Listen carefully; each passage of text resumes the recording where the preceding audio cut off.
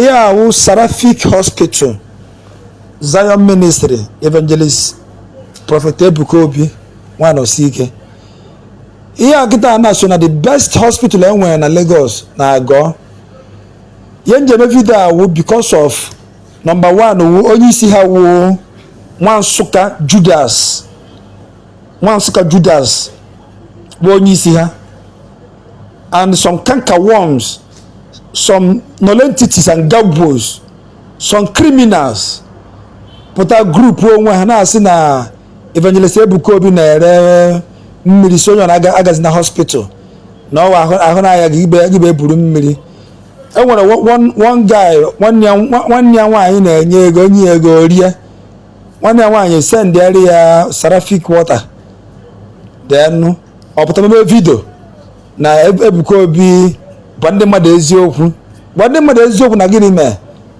na nwanne nwaanyị biri Serapic water ka onye mmiri ahụ adịghọ just pụta nnọọ ka ezi nnọọ kwunu kọta afọ nwa mmadụ ihe ahụ hospital Evangelist Ebukobi the best hospital so far na Lagos na agọ so ọwụ na iso ege this nwa Nsụka Judas that criminal on his ege ya ntị within the disciple ya ndị riri unu asịrị ebe Ebukobi na-ere mmiri na ọ na-ere olive oil na ọ sị ndị mmadụ agaghị hospital mana ọkwa ya akwa hospital Evangelist Ebukobi Serapic hospital na ebe he is the best hospital so far na Lagos na agọ the best with standard ambulance ikwaza now inekwa ya ebe ị ga-afụ ebe ọnụ ebe na etekwa ndị mmadụ mmanụ ndị nọkwa na sick bed enwere ekele ọrụ eke mgbọrọ ọgwụ efere arụpụtara chukwu nye mmadụ wisdom arụpụta all miracle of God ịghọtago enwere nke ọgwụ Igbo na-agwọ ọ chukwu kepụtara ya nwe nke ọ ga-awụ mkpụrụ ọgwụ Igbo agwọ ewere anụ Chineke ikpere gị ekpere iwu okwukwe inwere onwe gị ịghọtago so ọwụ na iso that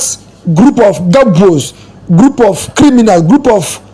notorious kidnappers because once you put a na put on mmadụ iwe kidnapper once you put a na blackmail mmadụ na ebo mmadụ allegation you are a kidnapper oh you go that's what you are unu na ebo this young man na ebubo na osi ndị mmadụ na hospital na ndị mmadụ nwa mmiri Serapic water and nwa Serapic oil mana po ya kwa hospital be here are you not seeing the young man Ebukobi ka ọ na people anoint are you not seeing it anyu no police tomorrow na asị na anyị nọ na payroll na akwụrụ anyị ụgwọ na ndị defend Ebukobi maka ndị na-asị na ndị defend Ebukobi ihe awụ AI gbanwu defend ịchọka what type of defend ka ị na-akọ na ndị defend ya this is hospital Serapic hospital I have been there I went there so which defend I talking about na ndị defend ya your hospital be here I went there very standard hospital now can you defend here because they defend there here agba keje enye ya unu na-ebu allegation not in the managers hospital ndị mmadụ nwa olive oil nwa mmiri mana Ebukobi so na ndị nwere best hospital na Lagos na agọ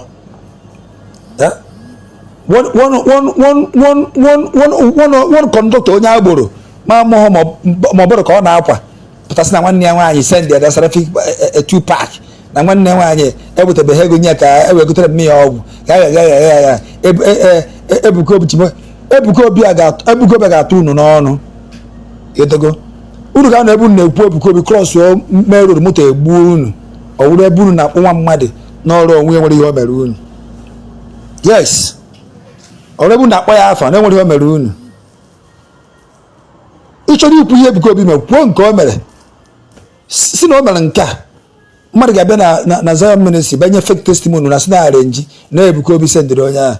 unu ama na majority of testimony ụmụ nwaanyị na-enyekarị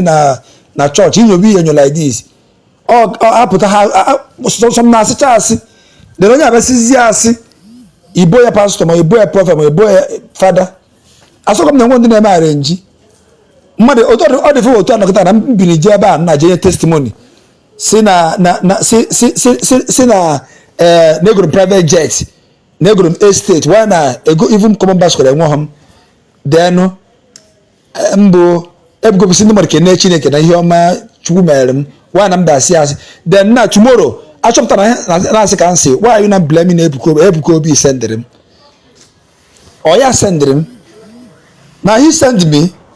many people na be nye testimony ka agba ha video ka afọ ka ha viral Ebuka Obi ochukwu unu na-akpọ ya ọfụchara fanta Ebuka Obi abụọ ọfụchara fanta Ebuka Obi sị na ya na-efe chukwu ọfụchara fanta abịa it in mind ọ bụrụ ihe niile ka chukwu ga-agba Ebuka Obi ọ bụrụ ihe niile ka ọ ga-egosi ya yes otu akọrọpụta ebe ndị amụma ndị ọzọ nọkwa ọ bụrụ ihe ọbụla ka a na-egosi ha ọ na Ebuka Obi fọba ihe niile n'ụwa mara Ebuka Obi wuzi chukwu efebi ọ bụrụ chukwu ebido n'ụkpụ ya n'ọnụ mgbe ofu ebanye testimony si na ya na-ata esi this and that na life here change go why na ọwụ onye sendere send ka ọ bịa teto the nwa mmadụ na-enwere ihe ome ka ọ teto nwa mmadụ na-enwere ihe ome unu post bi ya na page unu ebe ọ na-efu a na-epost ya mana this psychiatric hospital actually mepere Anambra State enwekwa onye post ya ọkụnufu unu chanye na bụcha Serapic Psychiatric Hospital na Anambra State a ga-ebunye chunu dị mana onye mbụ a ga-ebu ụzọ buru gaa ebe ahụ mbụ Judas nwa Nsụka ji afọ Kraịst gbucha ndị mmadụ wayo napụsịa ndị mmadụ ego Judas nwa Nsụka Judas the Iscariot nwa Nsụka tax collector onye iru abụọ onye izu ahụ ebu ụzọ buru jee that psychiatric hospital pịa ga na share button.